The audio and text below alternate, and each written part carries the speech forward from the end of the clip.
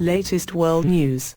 Russia and Syria are weaponizing migration as an aggressive strategy towards Europe, the senior NATO commander in Europe has said.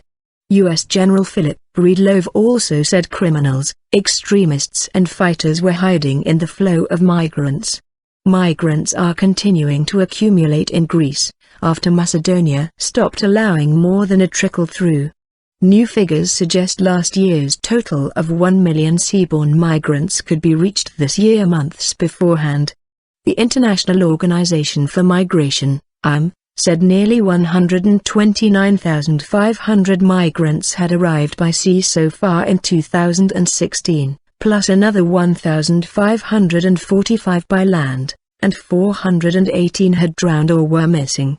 The European Commission has now adopted plans to disperse 700 meters, £543 million, $760 million, of emergency humanitarian funding between 2016-18 to help tackle the crisis, says Humanitarian Aid Commissioner Christos Stylianides.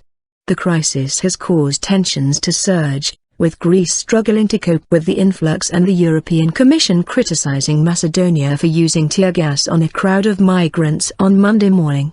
"The scenes we just saw are not our idea of managing the crisis," said ex-spokesman Margarita Snes. In the jungle camp of migrants at Calais, France, the demolition of the southern half of the camp continues, in what the government has termed a humanitarian operation but which critics say will just leave hundreds of desperate migrants without shelter in winter. Russia and Syria's leader Bashar al-Assad, Gen Breedlove said, were deliberately weaponizing migration in an attempt to overwhelm European structures and break European resolve. He cited the use of barrel bombs, unguided weapons, against civilians in Syria.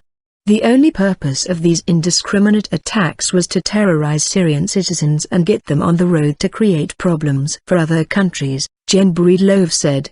Gen Breedlove added that violent extremists, fighters and criminals, including elements from the extremist Islamic State group, were in the mix of migrants. He said he had requested more U.S. forces be permanently based in Europe.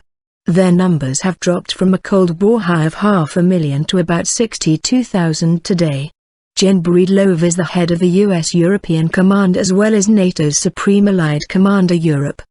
He told the U.S. Senate Armed Services Committee that the crisis was allowing Russia to use non-military means to create divisions in the NATO alliance and Europe.